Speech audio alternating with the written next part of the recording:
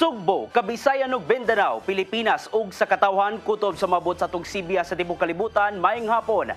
Live sa CCTN Channel 47, kini ang tulumanon sa nagunang kasayuran nga angay natong masayran. Sa nga nilang Dennis Tabar ug Danica Caballes, ako si Gian Navarro.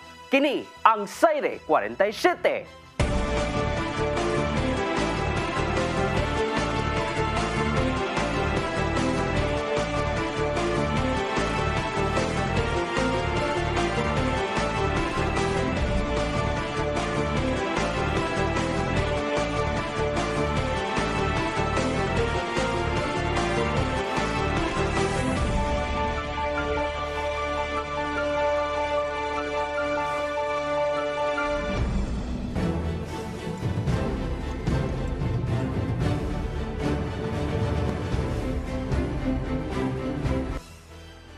Karon sa kumpletong detalye sa atong mga balita, Police Regional Office 7 Miulagway nga malinawon ra ang unang adlaw sa pagpangampanya sa mga kandidato sa barangay ug sangguniang kabataan elections.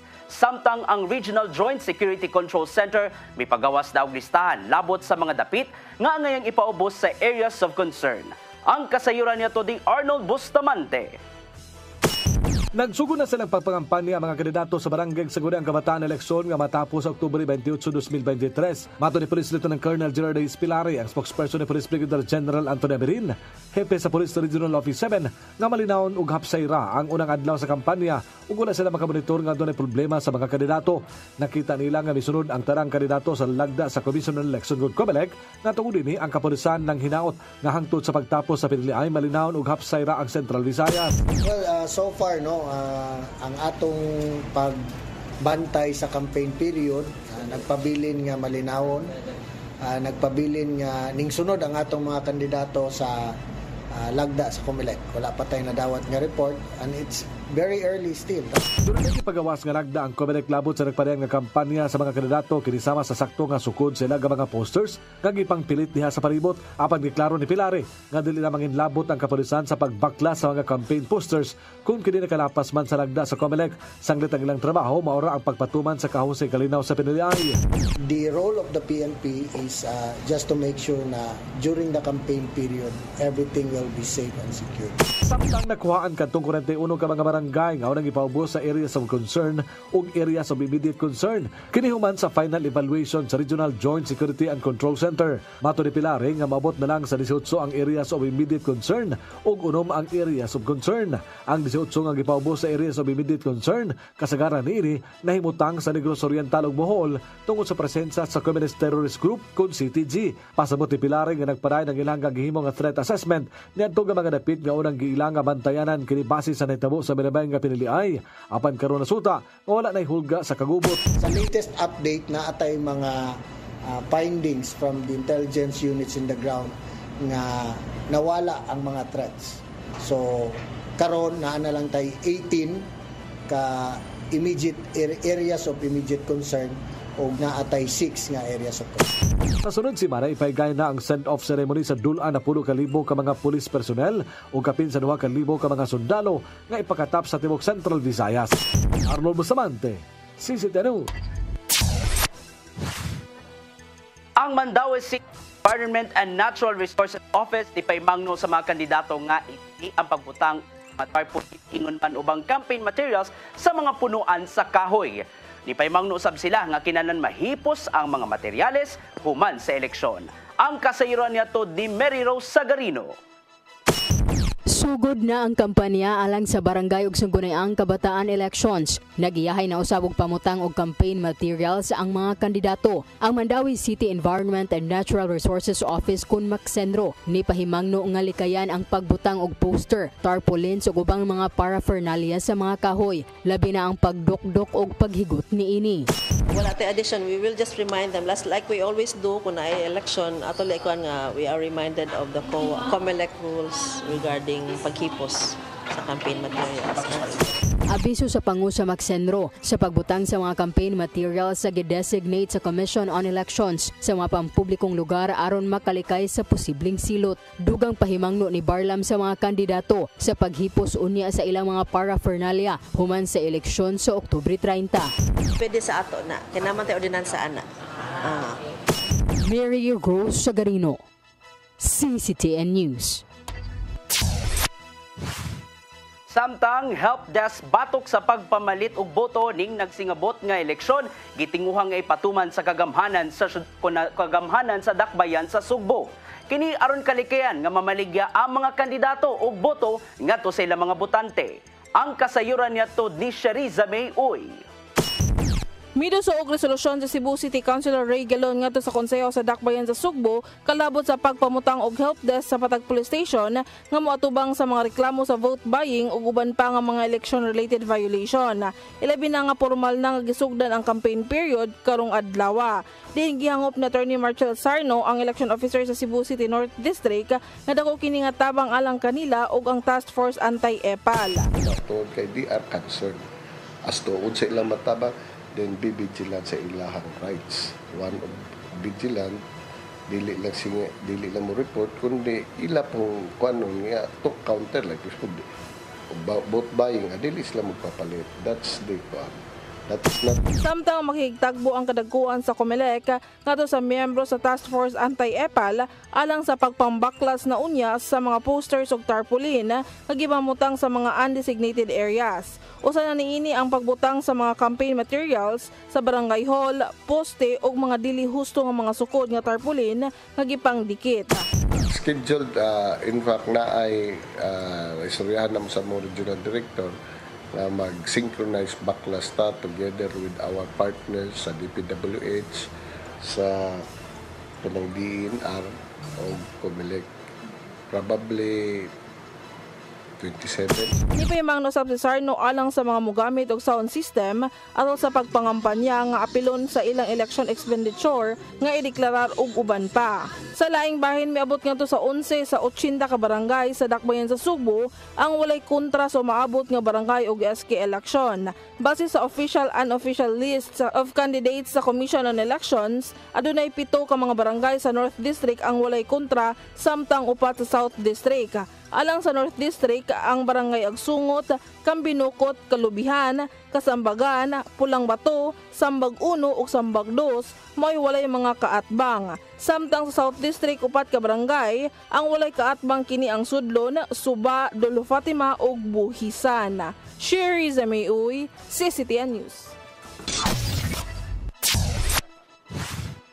Technical Working Group tali sa syudad sa Sugbo ug syudad sa Mandawi nagtagbo aron ihanay ang mga plano sa rehabilitasyon sa mga sapa. Usa kini sa gihimong mga lakang sa duha ka mga LGUs aron pagsulbad na sa halapad nga pagbaha. Ang kasayuran niadto ni Mary Rose Sagarino. Nagtagbo kaganinang buntag sa usa ka hotel sa syudad sa Mandawi ang Technical Working Group sa Mandawi ug dakbayan sa Sugbo alang sa Beyond Borders 2. Sa meeting gipresentar og gipahibaw ang plano sa duha ka syudad bahin sa baha ug duha ka sapa nga nitadla sa duha ka dakbayan. Ang Beyond Borders 2 nagtinguha sa hiniusang pag-rehabilitate sa Butuanon ug Mahiga River. Ang Memorandum of Agreement alang niini ang napirmahan ni Mandawi City Mayor Jonas Cortez ug Cebu City Mayor Michael Rama ni aging buwan. Ang programa konsiderar nga usa sa mga solusyon sa problema sa baha. Ang upstream sa duha ka sapa na himutang sa Cebu City, samtang ang downstream usaw anan sa tubig mao ang Mandawi City. Gawa sa pagpalambo sa kalidad sa tubig, lain pang aspeto nga tutukan ang pagpatuman sa easement zone ug ang slope protection nga hinungdan sa soil erosion ug pagbaha. Giingon nga ang programa makatabang nga mahisubay ug mahanay ang mga aksyon sa duha ka syudad sa pagtubag sa problema sa baha. Very simple example, mag-clean up si Cebu City. Number one is at least aware tang ay mag-clean up na sila. That's very important nga kay bawta nga naa sila buhaton. Or if ever mag-put up na sila og Gabion Dam, which is mo gitong gipangayo gid nila gihangyo gid nila sukad-sukad. At least kay bawta sila schedule. Those are very important information nga kung wala lang ta mag-abot, murag lisod kaayo makaybaw ba. Awahin na ta makaybaw. But because it will be in one document, everybody will be held accountable sa unsay gi-promise niya from the beginning. Kaya naa naman sa dokumento.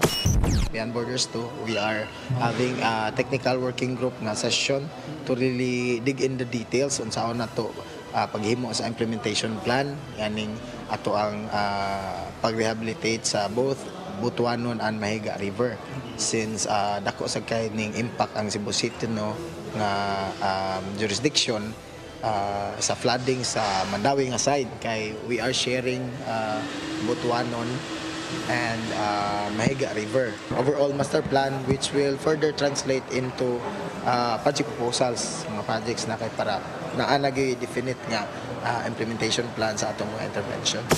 Ang mga masabutan ang ibutang sa usa ka dokumento nga basihan sa umaabot nga ordinansa, mga programa o kung magkinahanglan og pondo o commitment sa ubang partido. Ang Technical Working Group gilangkuban sa mga personnel gikan sa respective office sa duha ka syudad, mawang Housing, City Planning og City Environment and Natural Resources Office og mga representante sa DPWH og Environmental Management Bureau sa DENR. Mary Rose Sagarino, CCTN News. Department of Migrant Workers makikalayon sa Cebu Provincial Government alang sa pipila ka mga programang ipatuman ngadto sa mga overseas Filipino workers. Samtang moabag ang maong ahensya ngadto sa mga apektadong OFW gikan sa nasod nga Israel. Ani ang maong kasayuran? Bibisita ang mga katagkuan sa Department of Migrant Workers sa buhatan ni Gobernador Gwendolyn Garcia Huwebes sa buntag. Pinanguluan nilang Undersecretary Bernard Olalia ug OIC Regional Director Car Ariola nagpakisayod sila kang Garcia kung unsang paagi ang ilang maabag nga tabang. Gipaambit sa DMW ang mga programang gipatuman alang sa kaayuhan sa mga OFWs. Samtang gitaho sa gobernadora nga daghang mga OFWs kaniadto ang nakapahimus sa ilang mga programa. Gibutyag ni Undersecretary Olalia nga plano nilang palapdan pa ang presensya sa DMW sa probinsya sa Sugbo.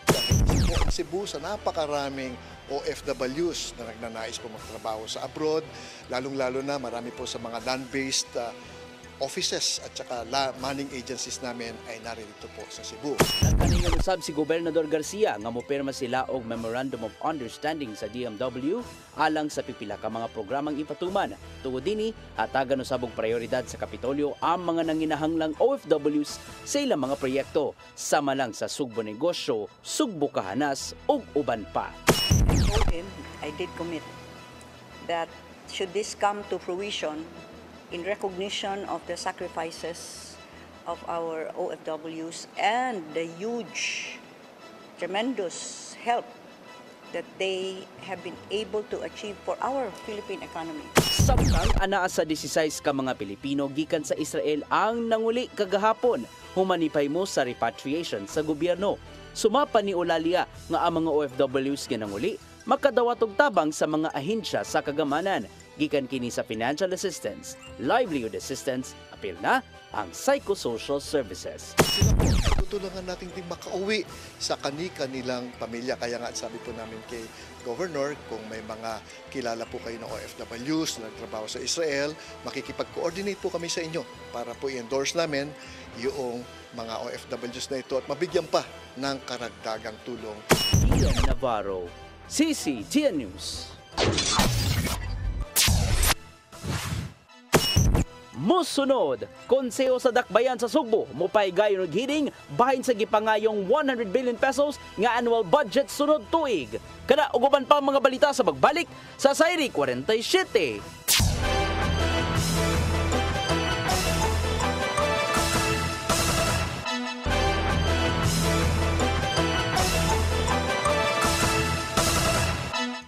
Balik sa ato mga balita, Konseho sa Dakbayan sa Sugbo mutuki sa gisugyot kun gipangayo ni Mayor Michael Rama nga 100 billion pesos nga annual budget sa sunod tuig. Atol na kiniunya sa budget hearing diin ilang sutaon kung makiangayon ba ang dakong pundo sa mga Sugbanon o dili. Ang kasayuran niya to Desiree Zamay Uy. Duha nga to sa tulo ka semana nga budget hearing ang gikatakda nga ipatuman ni Cebu City Councilor Noel Wenceslao isip chairman sa Committee on Budget and Finance sa Konseho sa Dakbayan sa Sugbo. Labot sa giduso nga 100 billion pesos nga budget ni Mayor Mike Rama sa sunod tuig. Matud niya ang humay nga nadawat na sa sangguniang panglungsod ang giduso nga 100 billion nga annual budget sa syudad alang sa 2024 ila pa kining i-refer nga to sa buhatan ni Cebu City Councilor Ray Galon ang chairman sa Committee on Laws aron sa pag-review sa mga proyekto ug uban pa. Pasabot niya nga tun-an pa nila uban ang City Budget Officer, City Treasurer ug City Accountant sa pagbahig sa mga pondo sa matag departamento. we are concerned, no?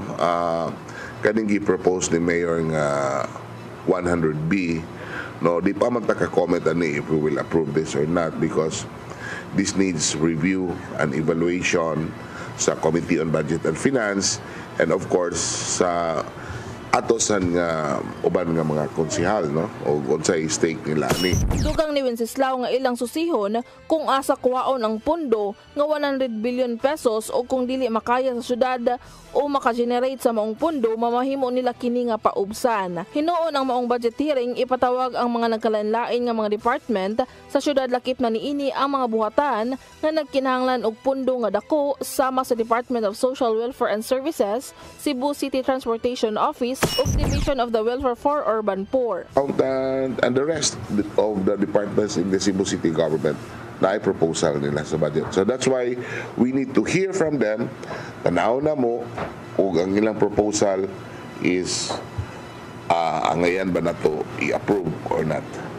Kawasab ni ini una nang gipaybalo ni Attorney Jeron Castillo, ang OOIC Budget Officer sa syudad, nga ang nakadako sa pundong nga gigahinan sa syudad alang sa flood control project ug ang pakigbatok sa climate change.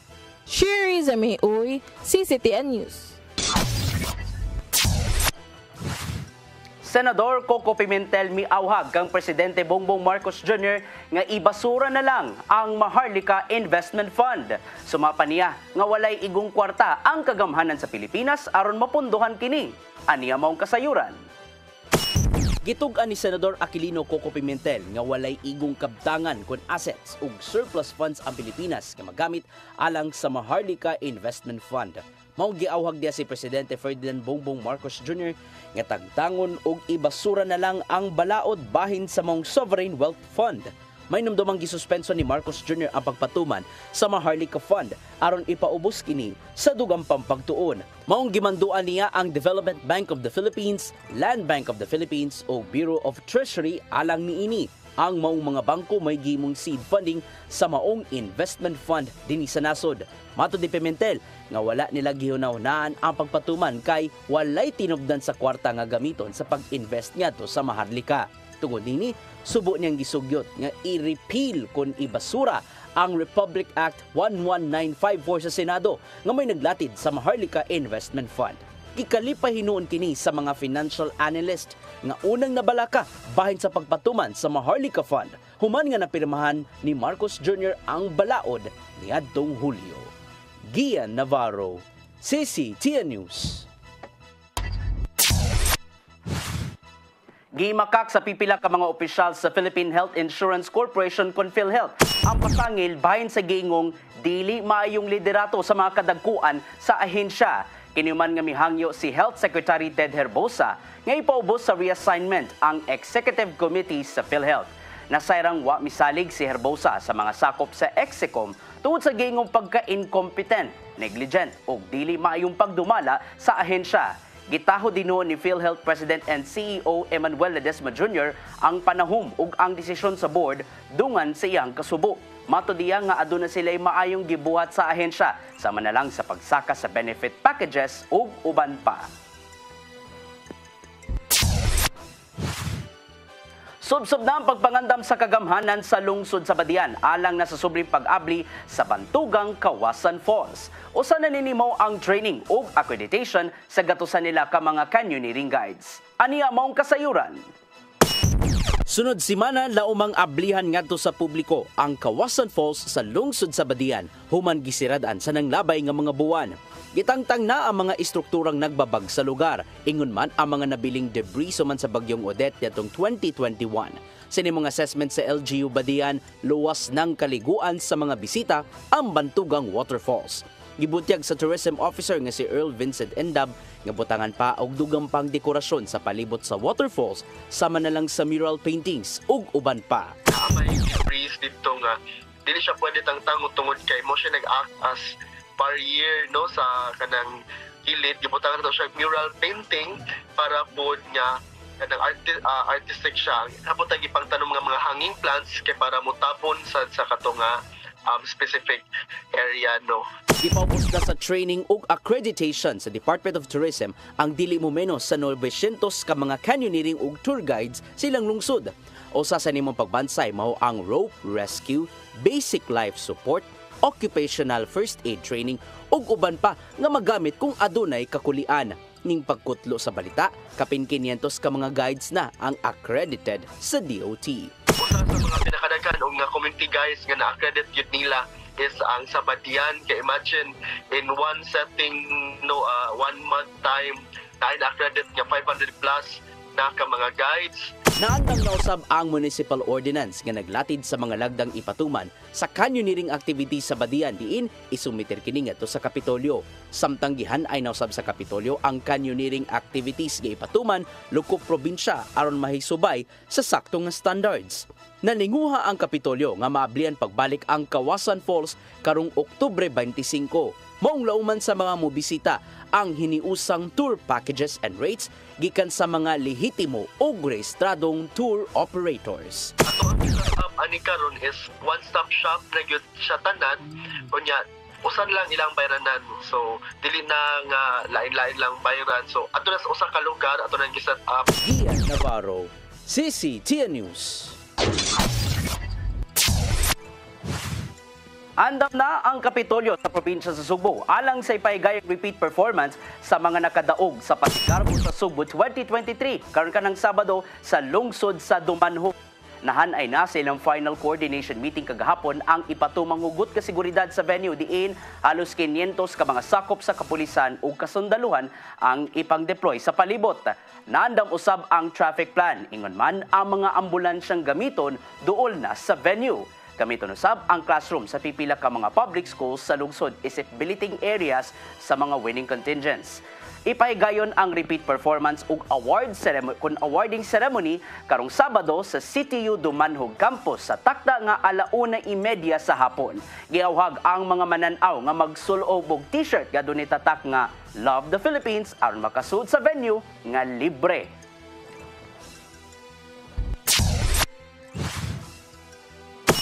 Musunod, gituuang hitman sa Bohol, nadakpan sabay bust operation. Kana uguban pa mga balita sa pagbalik sa Sairi 47.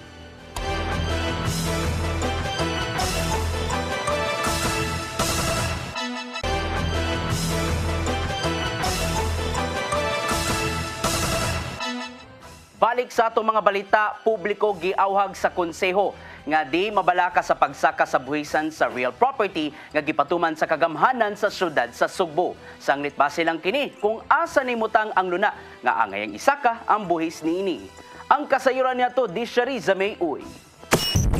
Giklaro ni Cebu City Councilor Noel Wenceslao nga dili angayan nga mabalaka ang publiko sa pagtaas sa buhis nga gipahamtang karon sa kagamhanan sa dakbayan sa Sugbo. Kinuman nga mipasaka og 50% ngadto sa 500% ka real property tax sa gipatuman nga tax revision sa syudad. Gipasabot ni Wenceslao nga sa pagsaka og dako sa matag buhis nakabase kini sa lugar nga nimutangan sa ilang properties ilabi na nga ang kasamtangan nga buhis nga gibayran nga taripa niadto pang 2006 pa. Kaya naray mga areas nga dako kay increase, nasa area nga ang increase niya like in Binalio is only 54% increase. Adto ka sa kana mga mountain barangay is only more or less 100% kapin, no? In fact sa amo gani akong gi-compute mga 200% lang. So it's not really an across the board increase nga tag 3,000. Dugang pa niya nga usa nga grabe nga misaka nga buhis, nagipahamtang mao ang IT Park sa Linas Drive South Road Properties ug mga luna nga naa nimutang sa commercial areas. Base sa ilang sample computation sa buhis sa IT Park nga sukad ni atong 2006 pa, mobayad lang og tag 6,000 matag real property tax. Apan karon sa pagpahamtang sa revised real property tax nga taripa moabot na kini ngadto sa 200,000. IT Park is a very highly commercialized and premium area. So from 6,000 nisaka gyud siya 200,000 ang fair market value. So mo nang dako kayo og effect sa increase. So, Samtang sa habig sa Bukirang Barangay, anaa sa 50% ngadto sa 100% ang pagsaka niini. Hinuon sa mga pagsaka sa bayranan sa buhis sa syudad, wala rin noon pagsaka sa ubang mga buhis. Sherry Zamay-Uy, CCTN News.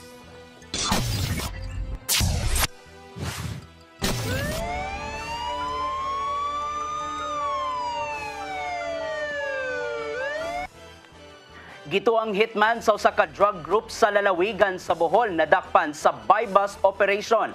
Ang kapulisan nagtuong nga kung wala pa madakpi ang mga suspek, mahimong magamit sa barangay ug SK election. Ang kasayuran niya to di Arnold Bustamante. Hitman sa usa ka drug group dito sa lalawigan sa Bohol nalakpan kini sa buy-bust operation sa Provincial Intelligence Unit sa Bohol Police Provincial Office uban sa Panglao Police Station. Alas 6:30 ganinang buntag dito sa Purok 1, Barangay Danao, lungsod sa Panglao. Lakip sa nalakpan ang iyaga mga kauban og duha ka mga menor de edad nga nagkuha og 55 gramos sa gituang shabu nga mobalor sa 374,000 pesos og duha ka mga armas nga kalibre 9mm og KG-9 submachine gun nga dunay mga bala niini. Ang mga nalakpan gila sa mga residente sa dapit nga sila nga Reggie Toribio Abundo, hingko na pangidaron nga nabutang sa high value individual og silang Christian Manayaga, Bridget Rosa Ulayvar, Princess Vanna Cutaran o pagka-rescue sa duha ka mga menor de edad. Mato ni Police Lieutenant Colonel Gerard A. Spilare, ang spokesperson ni Police Brigadier General Antonio Abirin, hepe sa Police Regional Office 7, nga ang maong grupo nalambigit na sa pagpamusil sa lalawigan sa Bohol nga dunay kalambigitan sa illegal nga drugas o sa silang ginudahan nga kung wala pa madakpan ang maong mga drug personalities, posibleng magamit kini sa pagpanghulga sa eleksyon sa katulong nga distrito sa lalawigan sa Bohol. Involved ni sila sa mga drug-related shootings in Bohol previously. So ato nang gitanaw, what we are going to do is we conduct ballistic examination sa armas nga nakuha atong i-match dito sa mga previous shooting incidents, no? So ato sang nakita nga kining grupuha posible untang magamit sa barangay and SK election, no, by some unscrupulous political candidates. But because of this aggressive operation, instructed and supervised by our Regional Director, Police Brigadier General Antonio Abirin, mas mamahimong peaceful ug secured ang Bohol province. Pasabot ni Pilare nga ang maong mga dinakpan labi na sa target nga si Abundo, sakop sa drug group sa lalawigan sa Bohol. Din sila ang gihimong hitman sa gun for hire. Di ang ilang gipangtira mao kato mga drug personalities nga kaatbang silang amo. Gumikan nini ang Bohol PPO mohimog backtracking sa mga insidente sa pagpamusil sa maong lalawigan sa biging nga mga buwan aron itandi sa nakuhang armasikan kanila. Arnold Bustamante, CCTN News. Sa laing balita, pipila ka mga establishmento sa Dakbayan sa Lapu-Lapu ang giisyuhan og citation ticket sa City Environment and Natural Resources Office kun Senro. Kini man nasakpan nga nagpataka og labay sa ilang mga basura. Gawas sa mga commercial establishments, lakip nga naisyuhan mao ang mga malls ug subdivisions. Samtang usa ka piggery usab sa Barangay Bangkal ang giisyuhan og citation ticket. Gumikan sa paglapas na sa City Ordinance number 484-97 tungod sa gaseous waste pollution.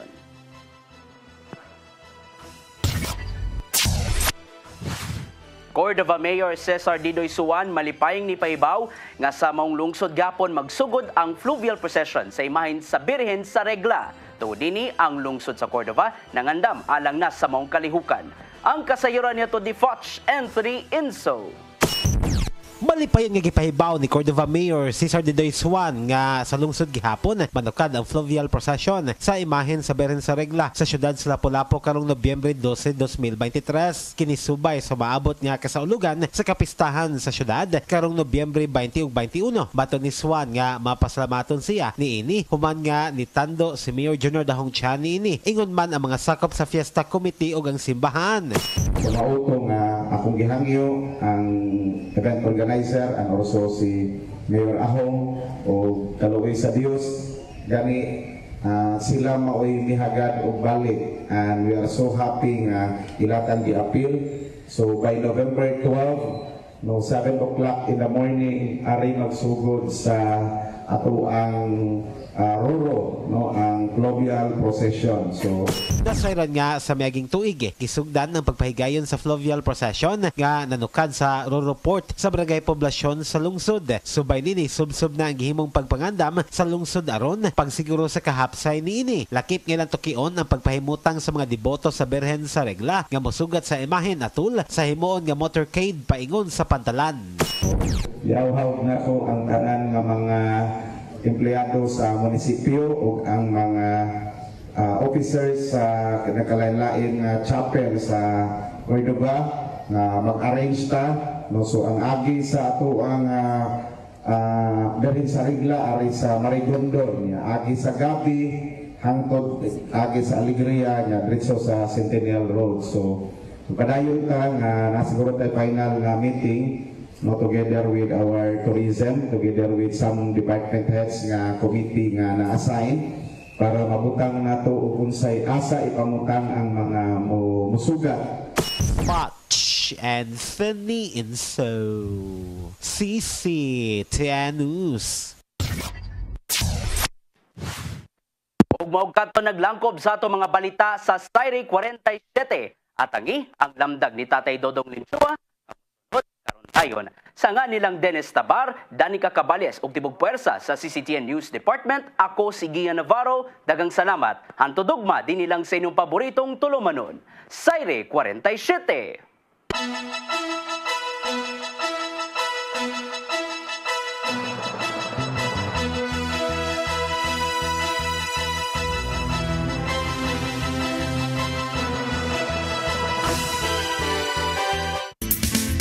Lamdag, uban ni Tatay Dodong Linsua.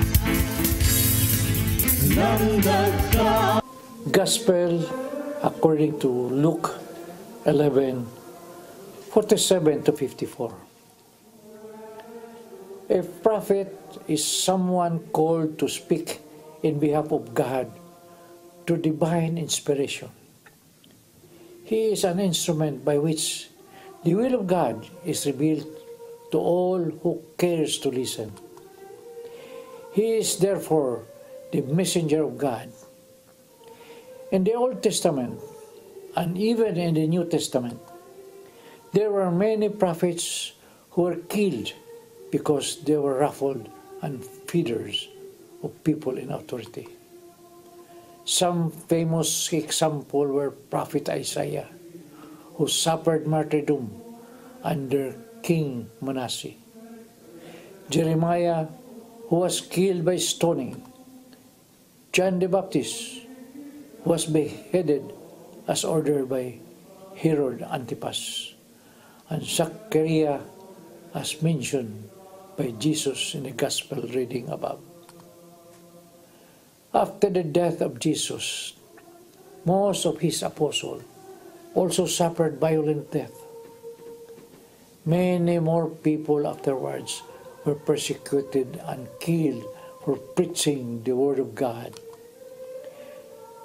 Just go over the lives of the saints to know their names. Just rebuke harshly the religious leaders and scholars of the law for their hypocrisy. While they build memorials for the prophets of old, they themselves continued the evil practice that lead to the murder of their prophets.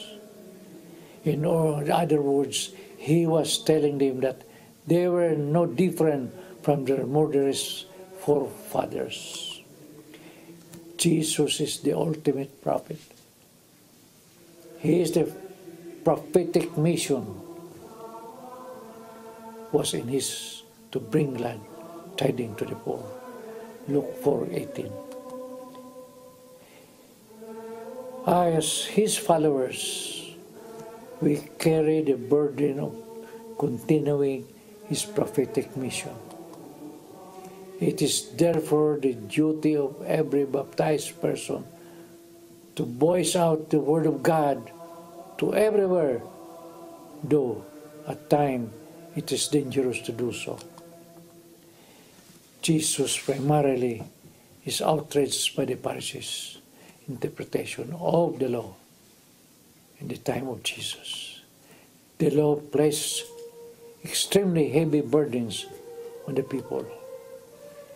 The Pharisees had compassion or concern for the people who were carrying these burdens. Jesus was concerned for these people, the ones who daily carried this heavy burden of laws and requirements. The Pharisees were concerned only for the letter of the law and for the money they might make through the law. After this embarrassing encounter with Jesus, the Pharisees began to plot against Jesus. They had had enough of him. Also, Jesus had a great deal of influence with the people. The law is important and is necessary.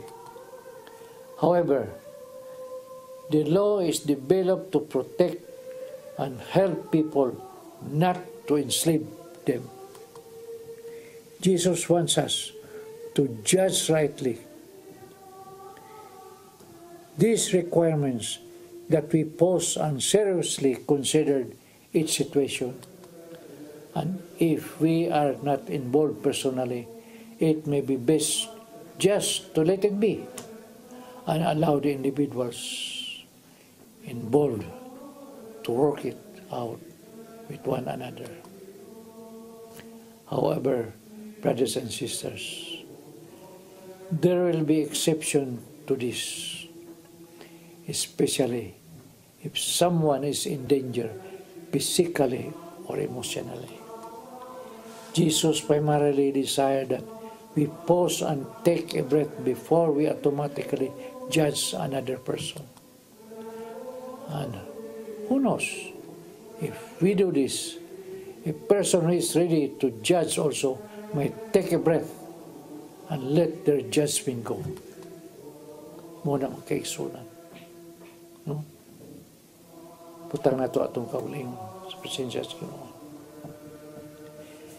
In the name of the Father, of the Son, Holy Spirit. Amen. Ng mga kaigsunan, hangyon ko kamugtanan, kita, anya karon uban ka na ako. Atong hinulsulan, basulan nato, ang atong kaugalingon sa mga nabuhat nato, mga kalapasan sa Ginoo. Yes. Dili makalihok kanato ang grasya sa Ginoo. Kung naapatas sa sala, hinulsuli, basuli. Jesus, Lord. Allow everybody who are with us now to repent and be sorry for their sins.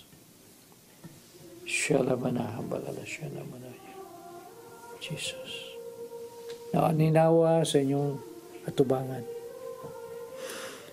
na ang hagdanan nga giandam ni Jesus, you can see it in your mind, a stair of healing prepared by Jesus.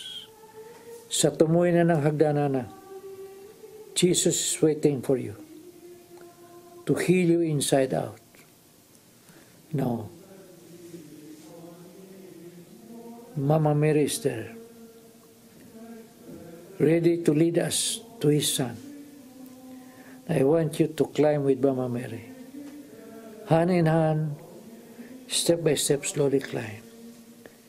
Climb, allow Mama Mary to lead you to the top, to His only Son, who is there welcoming you. Now, I want you to hug Jesus, to receive the complete healing from Him. Shalamana, hambalala, shanamana.